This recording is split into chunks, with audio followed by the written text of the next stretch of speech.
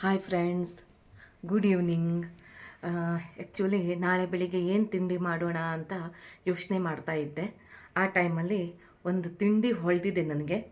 So ನಾಳೆ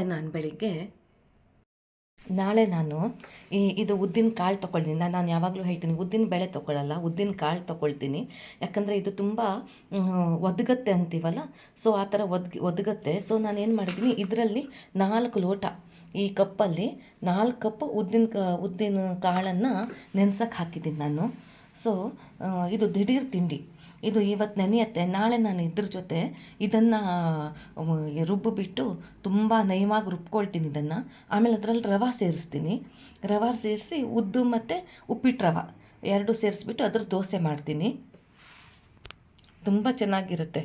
ಅದ್ರ ಜೊತೆಗೆ ಕಾಯಿ ಚಟ್ನಿ ಮಾಡಿಬಿಟ್ರೆ ತುಂಬ ಟೇಸ್ಟಿಯಾಗಿರುತ್ತೆ. ನೋಡಿ, ನಿನ್ನೆ ನಾನು ಈ ಉದ್ದಿನ ಕಾಳನ್ನು ನೆನೆಯಕ್ಕೆ ಹಾಕಿದ್ದೆ. ಸೊ ಇದು ನೋಡಿ, ಚೆನ್ನಾಗಿ ಒಂದು 3-4 ಸಲ ಚೆನ್ನಾಗಿ ತೊಳ್ಕೊಂಡಿದ್ದೀನಿ. ಈಗ ಇದನ್ನು ಮಿಕ್ಸಿ ಮಾಡ್ಕೊಳ್ತೀನಿ. ನೋಡಿ, ಮಿಕ್ಸಿ ಮಾಡಿಕೊಂಡು ನಯವಾಗಿ ರುಬ್ಕೊಂಡ್ಬಿಡ್ತೀನಿ.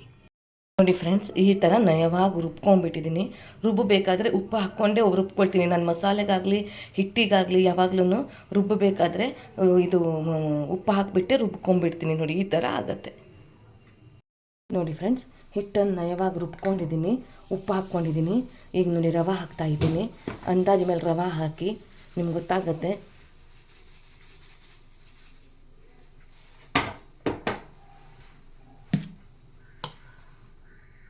ನೋಡಿ ಫ್ರೆಂಡ್ಸ್, ನಾನು ಉದ್ದಿನ ಕಾಳು ನಯವಾಗಿ ರುಬ್ಕೊಂಡಿದ್ದೆ.